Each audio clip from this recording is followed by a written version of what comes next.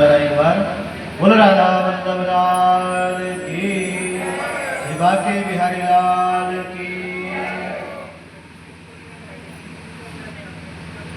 गोपाल गोकुल रक्षाय निरूप्य मथुरां नन्दः कंसस्य वार्षिक्यं करं दातुं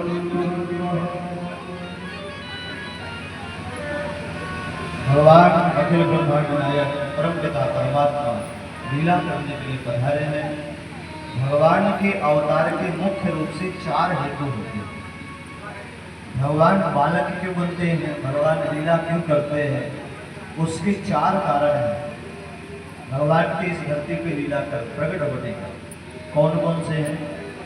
विप्र देव सुर संत हित लीन मनुज अवतार, निज इक्षित निर्मित तनु माया गुण। भगवान किसी के कहने पे नहीं आते, किसी की मजबूरी पे।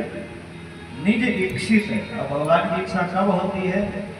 जब इन चार जगहों में संकट आता है। पहला है ब्राह्मण विप्र, जब ब्राह्मणों का ऊपर अत्याचार होता है, उनके ऊपर संकट आता है, तो वेदों की रक्षा के लिए, ताकि ब्राह्मण होंगे तो वेद सुरक्षित होंगे, इसलिए ब्राह्मण वेद का स्वाध्याय करता है, शास्त्रों का स्वाध्याय करते हैं। ये शास्त्र यदि आज हमारे पास है, यदि थोड़ा बहुत भी हमें ज्ञान है, मुगलों और अंग्रेजों के आतंक के बाद भी आज भी यदि कुछ सुन पा रहे हैं, किसी न किसी विद्वान की देन है कि आज वो विद्या हमारे पास है। कोई न कोई तो ऐसा था, भले किताबें जला दी गई, लेकिन बुद्धि में जो रखा उसको कौन जला दिया? तक्षशिला नालंदा आज में कितना क्या नहीं किया गया। हमारे धर्म शास्त्रों को हमें मिटाने के लिए कई हस्तियां लग गई, कई वर्षों से इस हस्ती को मिटाने के लिए लोग लगे हैं, पर ये जाने कौन सी ऐसी इसमें शक्ति है कि ये हस्ती मिटती नहीं हमारे। फिर भी मिटाने वाले तो अभी भी लगे हैं, पहले भी लगे थे, अभी भी लगे।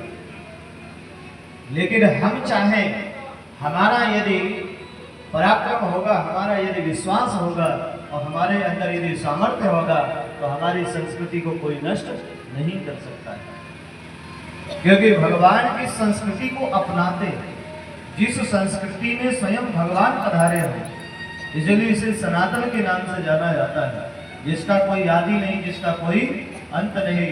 राम जी भी इसी सनातन संस्कृति में आए, श्याम जी भी इसी सनातन संस्कृति में आए। करोड़ों वर्षों से चली आ रही है सनातन परंपरा है, तो कोई फूंक मार के ऐसे थोड़ी उड़ा देगा। इसे पैसे धारण कौन करेगा? ब्राह्मण इसका संरक्षण करते हैं।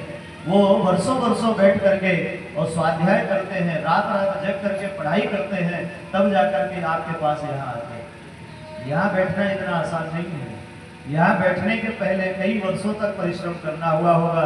कोई भी व्यक्ति जब किसी को सदुपदेश या शास्त्र में बात करने के लिए आता है, चर्चा करने के लिए आता है, तो माता पिता से दूर रहना पड़ता है, गुरुजनों की सेवा करनी पड़ती है, तब जाके ज्ञान मिलता है। ऐसे गुरु जी के थोड़े दे देते हैं।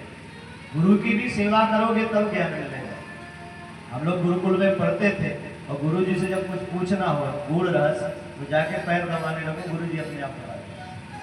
हाँ, सेवा गुरु शुश्रूषया विद्या, विद्या तब मिलती है जब गुरुओं की सेवा किया जाए। वही योग ऐसा बना देते हैं, उनकी कृपा है कि जो आज वाणी से ये शब्द निकल रहे हैं ना, ये गुरुजनों की कृपा है, अपना कुछ नहीं है। ठाकुर जी की अनुकंपा और गुरुजनों का आशीर्वाद है कि जहाँ बैठो अपने आप वाणी से जाने क्या क्या निकल जाता है, खुद भी पता नहीं होता। इसलिए ब्राह्मणों को की रक्षा के लिए भगवान का अवतार होता है, विप्र धेनु। और दूसरा अवतार का कारण है धेनु यानी गाय। गौ माता के जीवन में जब संकट आता है, तब भगवान उनकी रक्षा के लिए अवतार होते हैं।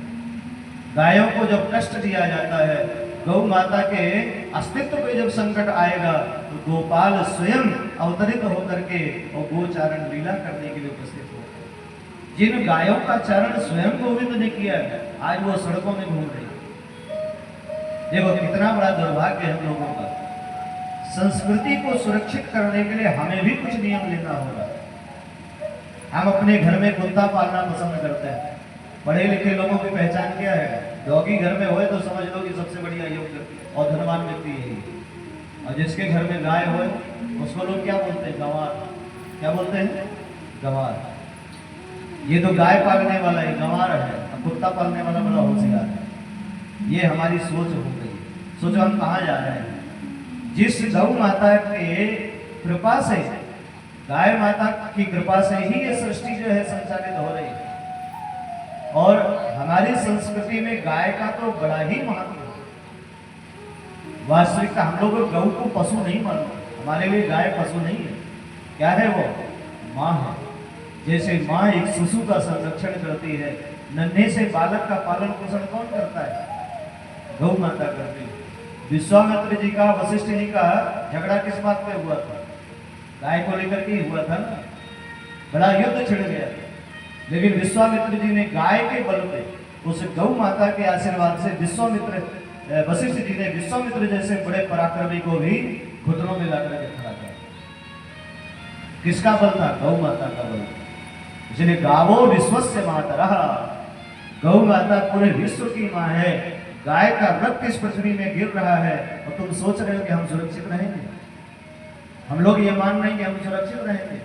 आज वही गाय सड़क में जा रही है, ट्रक वाला आकर के उनको, आप हाईवे में जाओ, देखना कि यहाँ से 100-200 किलोमीटर चलो, 2-4 गाय जरूर मिल जाएगी। क्योंकि हमने उसे पशु मान लिया है।